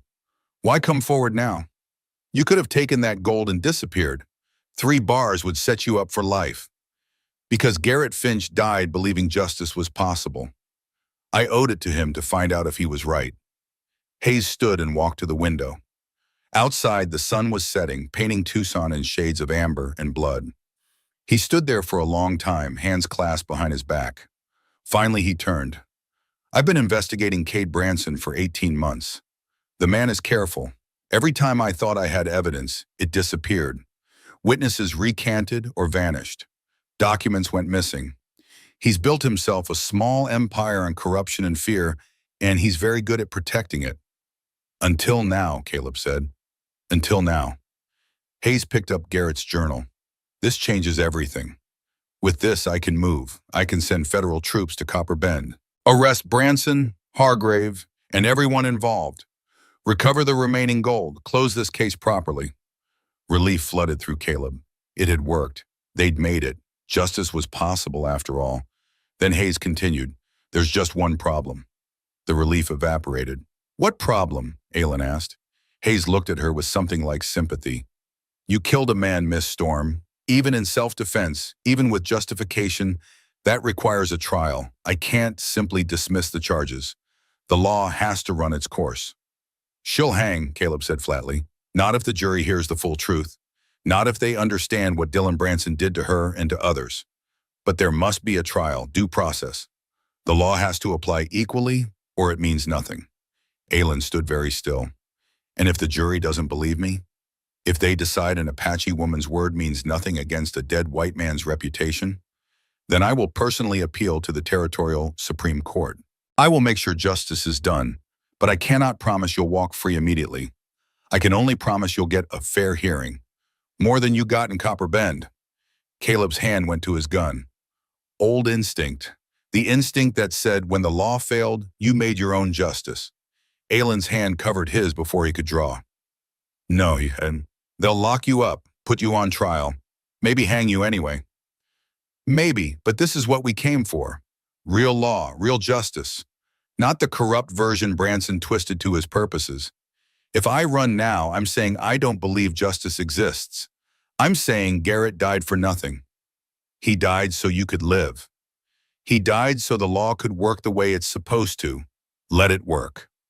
Caleb stared at her, saw Marisol's strength looking back at him, saw a woman who'd been broken and beaten and brutalized, who should have lost all faith in justice, somehow still believing it was possible. It shamed him, humbled him, made him understand that she was braver than he'd ever been. He let his hand fall away from the gun.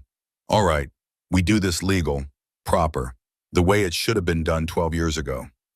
Hayes nodded. Miss Storm, I'm placing you in protective custody, not jail, custody. You'll be housed in a secure room here at the mansion, with guards to ensure your safety. The trial will commence in 1 week, giving us time to gather witnesses and prepare your defense. Who will defend me? I will personally engage the best attorney in the territory. Daniel Whitmore. He's defended cases like yours before. Won most of them. Aylin absorbed this. Then she straightened her shoulders. I accept. On one condition. What condition? That Caleb Mercer is not charged as an accomplice. He saved my life. He brought evidence to you at great personal risk. He's earned clemency. Hayes looked at Caleb. Were you planning to charge him? I should. He aided a fugitive, interfered with a marshal's duties, participated in a shootout that left multiple men dead. But he also exposed corruption I couldn't touch and brought me evidence that will let me clean up this territory. I'm willing to overlook his technical violations in exchange for his cooperation as a witness. Then we have an agreement, Aylin said. 2 soldiers escorted her from the room. She looked back once at Caleb. Their eyes met. 1,000 words passed in that glance. Thank you. I'm sorry. Stay safe. Come back. All of it compressed into a single moment. Then she was gone and Caleb stood alone with the governor. Hayes poured 2 glasses of whiskey from a crystal decanter. He handed one to Caleb. You love her. It wasn't a question. Caleb didn't answer it anyway. 12 years ago, Hayes continued, you watched her mother die because you were too afraid to break the rules. Now you've broken every rule to save her. That's quite a journey. I'm not the same man I was 12 years ago. No one is. The question is whether you've become a better man or just a more broken one. Caleb drank the whiskey. It burned going down, harsh and real. I don't know. Ask me after the trial. Fair enough. Hayes sent troops to Copper Bend that same night. 20 federal soldiers under the command of Captain Morris, a career military man with a reputation for incorruptibility. They rode hard through the darkness, reaching the town at dawn. The arrests were swift and brutal. Cade Branson, still recovering from his leg wound, tried to resist. He spent 3 days in the stockade for his trouble. Silas Hargraves surrendered immediately, already calculating how his lawyers might twist things in his favor. The remaining men who'd participated in the ambush at the bell tower were rounded up one by one. The soldiers recovered the rest of the gold from both locations. 22 bars from the bell tower, where Caleb and the others had left them. 25 bars from Mineshaft 7, right where Hargrave had hidden them 2 years earlier. Every ounce accounted for. The bodies of the 12 murdered soldiers were found buried in a ravine 5 miles from where their wagon had been ambushed. They were exhumed and given proper military burials with full honors. Captain Morris found something else too. In Dylan Branson's cellar, the place where he'd kept Aylin prisoner, they found evidence of other women, personal items, clothing, a journal where Dylan had documented his crimes in disturbing detail, apparently viewing his atrocities as achievements worth recording. There had been 6 women before Aylin, all Apache, all disappeared, all presumed dead, though their bodies were never found. When Hayes read the journal, his face went pale with fury. This monster should have been stopped years ago. His father protected him, Caleb said. That's what fathers do, even when their children become evil. That's what weak fathers do. Strong fathers stop their children before they hurt others. Branson was weak, and his weakness cost innocent lives. The trial was set for 7 days later. Word spread through the territory like wildfire. An Apache woman accused of murder, defended by the governor's own attorney, with evidence of systematic abuse and corruption. People came from hundreds of miles away to watch. Some came hoping for justice. Others came hoping for blood. The courthouse in Tucson was packed to standing room only. Caleb sat in the front row wearing clothes borrowed from the governor's staff. Someone had trimmed his beard and cut his hair. He looked almost respectable, almost civilized. Inside, he felt like a caged animal waiting for the bars to break. Aylin was led in by guards.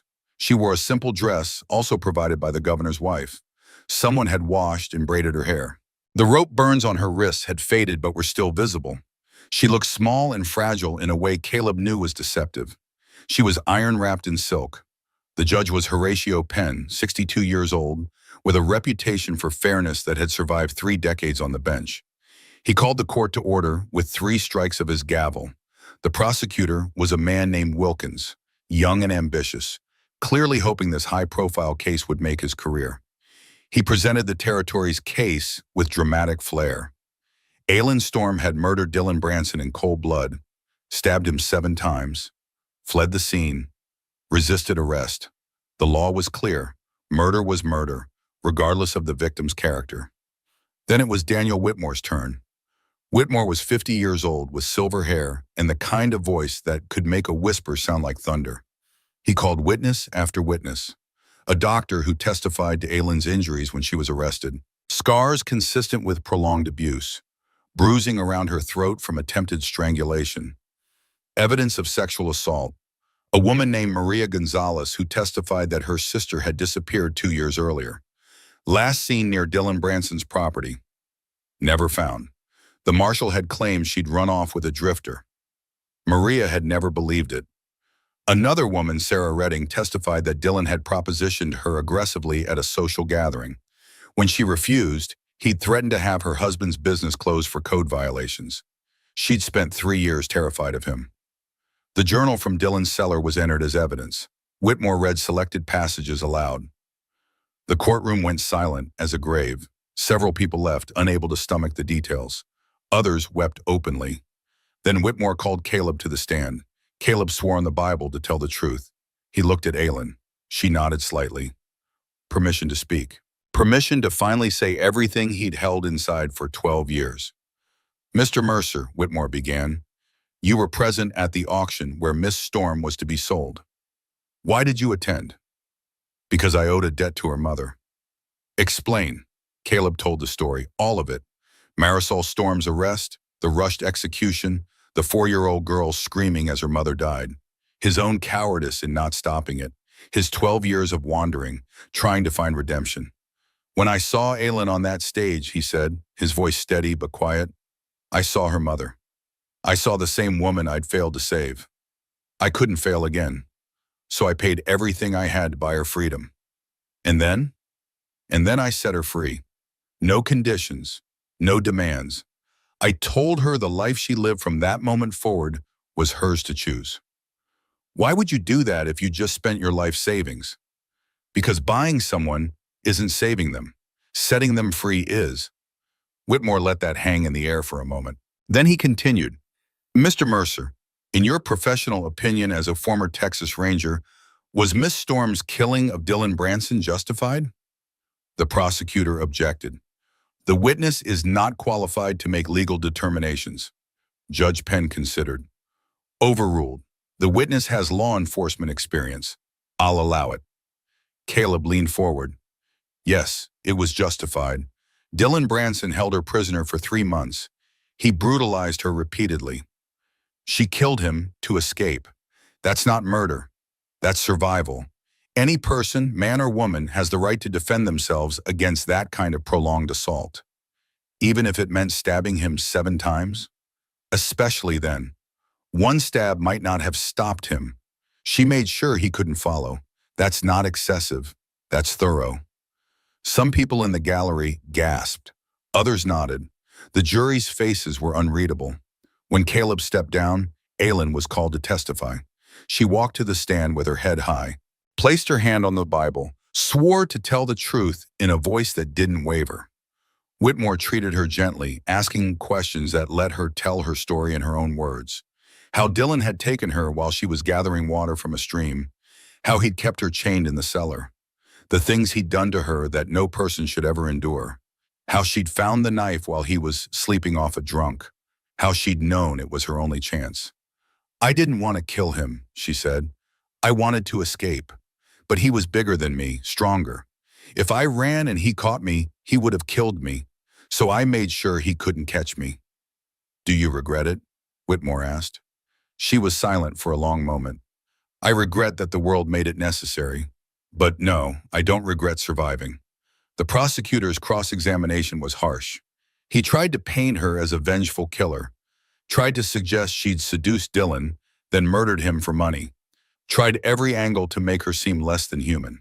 Aylin met every question with calm dignity, never raised her voice, never broke, just answered honestly and completely. By the time she stepped down, half the jury was crying. Closing arguments took 2 hours. Wilkins argued that the law was the law and no amount of sympathy could excuse murder. Whitmore argued that justice meant understanding context, and any person who'd endured what Aylin had endured deserved mercy and vindication, not punishment. Judge Penn instructed the jury on the law. Self-defense, reasonable force, prolonged duress. They retired to deliberate at 4 in the afternoon. Caleb sat in the courtroom as the hours passed. People came and went. Speculation ran wild. Some thought she'd hang, others thought she'd walk free. Most thought the truth would land somewhere in between. At 9 o'clock that night, the jury returned. Aylin was brought back into the courtroom. She stood as the verdict was read. In the matter of this territory versus Aylin Storm, on the charge of murder in the first degree, we the jury find the defendant not guilty. The courtroom erupted, half in cheers, half in outrage. Judge Penn hammered his gavel until order was restored. Miss Storm, he said, you are free to go. The court apologizes for the injustice you suffered and hopes you can find peace. Aylin nodded. She didn't cry, didn't celebrate, just stood there for a moment, absorbing the reality that she was finally, truly free. Then she turned and walked to where Caleb stood. They looked at each other. No words, no grand gestures, just 2 people who'd fought through hell together and somehow made it to the other side. Outside the courthouse, Tobias was waiting. His shoulder was healing well, wrapped in clean bandages. When he saw Aylin, he ran to her and threw his good arm around her waist. I knew you'd be okay, he said. I knew it. She held him close. We're all okay now. All 3 of us. Governor Hayes approached. Miss Storm, Mr. Mercer, young Tobias. I wanted to tell you personally that Cade Branson and Silas Hargrave will stand trial next month. The evidence against them is overwhelming. They'll hang. That's not justice, Aylin said quietly. That's revenge. Hayes looked startled. They murdered 12 soldiers, covered up multiple crimes. They deserved death. Maybe, but I've seen enough death. I don't need to see more to know I survived. She turned to Caleb. Can we leave this place? Go somewhere new, somewhere without so much blood and pain? Caleb nodded. I know a place, Wild Brush Hollow, empty land between here and the Northern Territories. Good water, defendable. No one would bother us there. Is there room for three? Tobias looked up hopefully. Caleb smiled, actually smiled, the expression feeling strange on his face after so long. There's room. They left Tucson the next morning. 3 people on 2 horses, carrying supplies purchased with the reward money the governor had given them for recovering the military gold. $1,000, a fortune, enough to build something real. The ride to Wild Brush Hollow took 5 days. They traveled through desert that gradually gave way to grassland, past mesas painted in bands of red and gold, under skies so vast they seemed to swallow the horizon. On the 3rd day, Aylin rode alongside Caleb in companionable silence. Then she spoke. Back in the bell tower, when Garrett was dying, you could have left me and Tobias, taken the gold and run. Why didn't you? Because 12 years ago I ran when I should have stayed. I wasn't going to make that mistake twice. You've changed. So have you. When I first met you, you wanted to kill me. Probably still do sometimes. She laughed. The sound was startling and beautiful. Only sometimes. Mostly I'm grateful. For what? For showing me that not all men are monsters. For proving that people can change. For giving me a reason to trust again. She reached out and touched his hand where it rested on the reins. The contact was brief, gentle, electric. I don't know what we are to each other, she continued. I don't know if what we have is love or just shared trauma, but I know I don't want to face the future alone. And I know you're the only person I can imagine facing it with. Caleb's throat tightened. I'm 19 years older than you. I'm broken in ways that won't heal. I killed your mother through my cowardice. You didn't kill her. You failed to save her. Those are different things, and I forgive you for failing. The question is whether you can forgive yourself. Could he? Caleb didn't know, but maybe that was the work of a lifetime. Not achieving forgiveness all at once, but earning it piece by piece, day by day, choice by choice. I want to try, he said finally. Then try with me. Build something with me. Not because you owe me. Not because you're trying to make up for the past, but because you want a future. I do want that. Then we'll make it together. They reached Wild Brush Hollow on a morning painted in gold and possibility. The land was exactly as Caleb remembered from passing through years before. A natural bowl of good earth surrounded by low hills. A creek ran year-round, fed by springs in the rocks. Juniper and mesquite provided shade and fuel. The bones of an old homestead sat abandoned, just a stone foundation and a collapsed chimney, but the foundation was solid. Here, Caleb said, this is the place. They dismounted. Aylin walked the perimeter, feeling the land under her feet. Tobias ran to the creek and splashed water on his face, laughing. We could build something here, Aylin said. Something good. A home. More than a home. A sanctuary. A place for people who have nowhere else to go. Caleb understood. She wasn't just thinking about the 3 of them. She was thinking about all the others, the ones running from abuse and corruption, the ones the law had failed, the ones who needed a second chance. That's a big dream, he said. Good, I'm tired of small dreams. They started building that very day, used fallen timber from the surrounding hills to frame walls, mixed adobe mud for bricks. Tobias proved surprisingly skilled at construction, his small hands perfect for detail work. Caleb's strength and experience guided the larger structures. Aylin's practical knowledge of desert living shaped the design. It took 3 months to build the main cabin. 2 rooms to start, with plans for expansion. A stone fireplace. Real glass windows purchased in Tucson and hauled back carefully. A porch facing east to catch the sunrise. Other families started arriving before the cabin was even finished. Word had spread through the territory about the woman who'd survived Dylan Branson and the man who'd exposed corruption at the highest levels. Some came out of curiosity, others came seeking the safety the hollow represented. An Apache family, driven from their awakening by settlers who didn't care about legal titles. A former slave and his wife, freed by the war but hunted by men who didn't respect the emancipation. A Mexican couple whose son had been killed by drunken soldiers with no consequences. A white family bankrupted by Silas Hargrave's predatory lending practices. Each family brought skills: farming, blacksmithing, weaving, medicine. The hollow grew from a single cabin to a small community. Not a town exactly, something more organic. A gathering of people who'd been broken and were choosing to heal together. 2 years after the trial, in the spring of 1880, Caleb and Aylin were married. The ceremony was Apache tradition, performed by an elder woman who'd come to the hollow seeking refuge and stayed to teach the old ways. They stood before the community they'd built, hands clasped, and spoke vows that were less about promising forever and more about choosing each day to stand together. Tobias stood beside Caleb, beaming with pride. At 14, he'd grown tall and strong, the wounded boy they'd rescued long since transformed into a confident young man. He called them both by their first names, but everyone in the hollow knew the truth. He was their son in every way that mattered. The celebration lasted 3 days, music and food and laughter. For people who'd known so much darkness, the light felt almost too bright to bear. On the third night, when the music had finally stopped and the guests had returned to their homes, Caleb and Aylin sat on their porch. The same porch where, 45 years later, they would sit and tell their grandchildren this story. Aylin rested her head on Caleb's shoulder. "Are you happy?" "I don't know if I've earned happiness yet." "That's not what I asked." Caleb considered. Was he happy? He'd spent 12 years believing happiness was something other people got, something he'd forfeited when he stood by and let Marisol die. But here, in this place they'd built, with this woman beside him and this community around them, he felt something close to peace. "Yes," he said finally.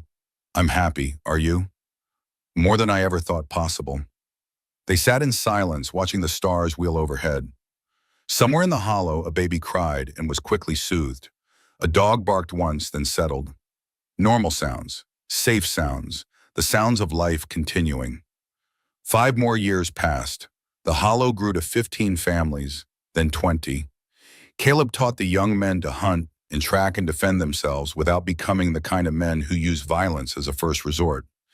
Aylin taught everyone who would listen to read and write. Knowledge was power, and people who'd been kept powerless needed every advantage they could get. Tobias, at 19, announced his intention to become a teacher, to open schools for children who looked like him, who'd been told they were worth less than nothing because of the color of their skin. "You'll need money for that," Caleb said.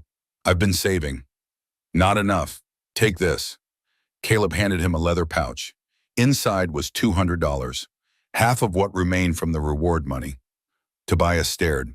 "I can't take this." "You can and you will. You're going to do something important, something that matters. That's worth investing in." Tears shone in Tobias's eyes. "You've already given me everything. We gave you a home.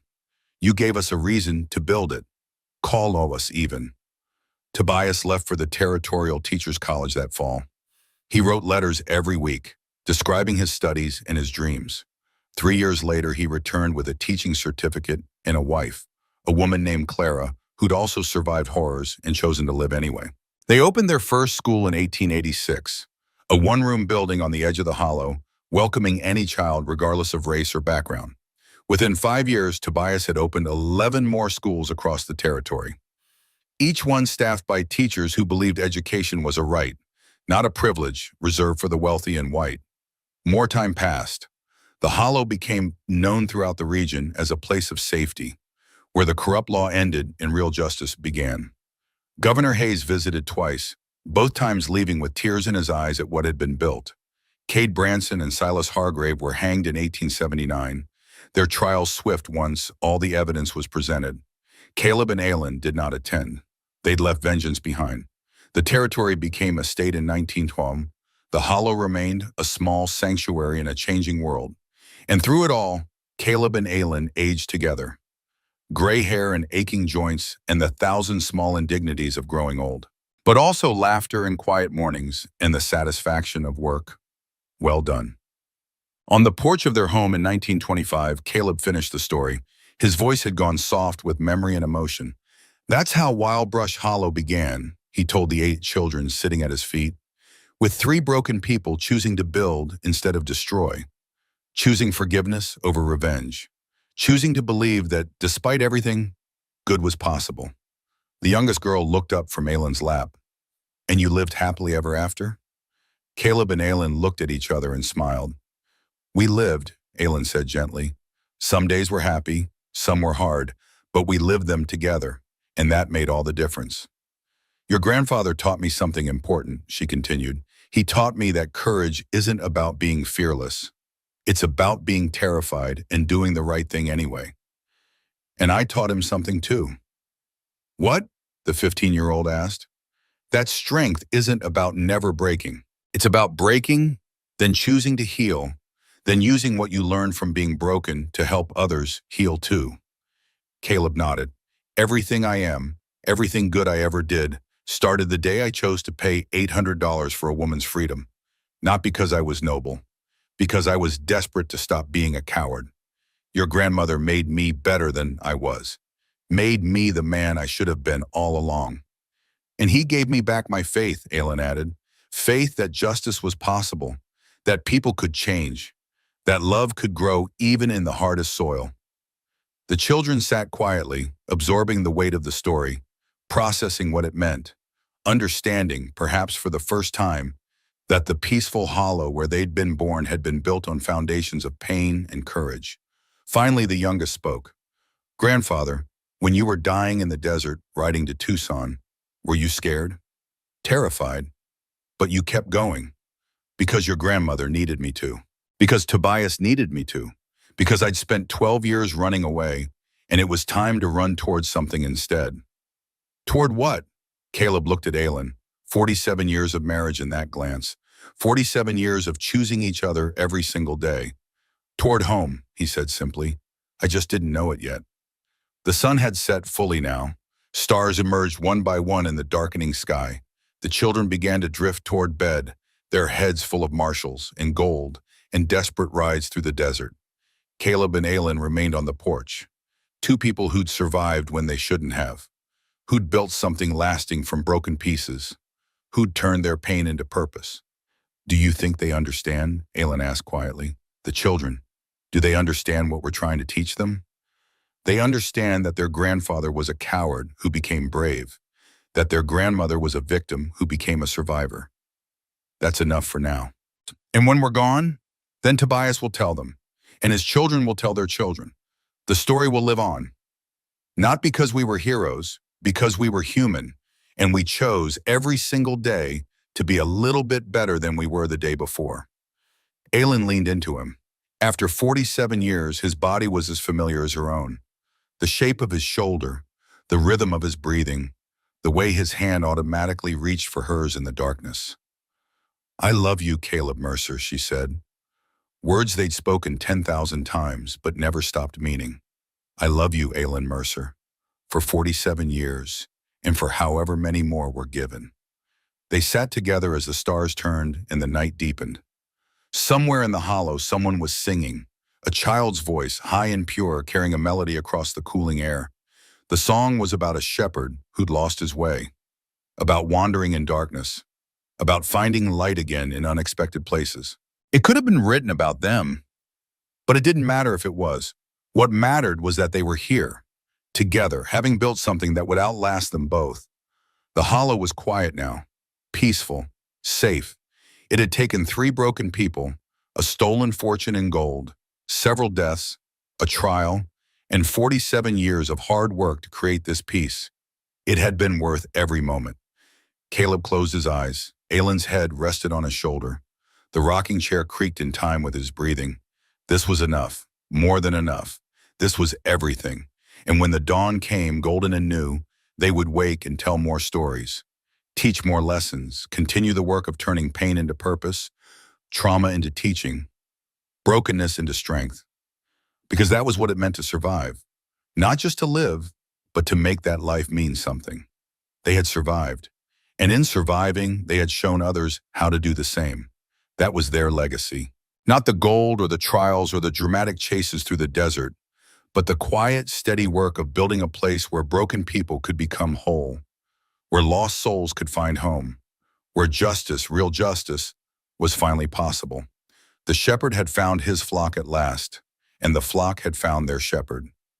In Wild Brush Hollow, beneath the endless Arizona sky, peace reigned, and that peace would endure long after the last star faded from the sky.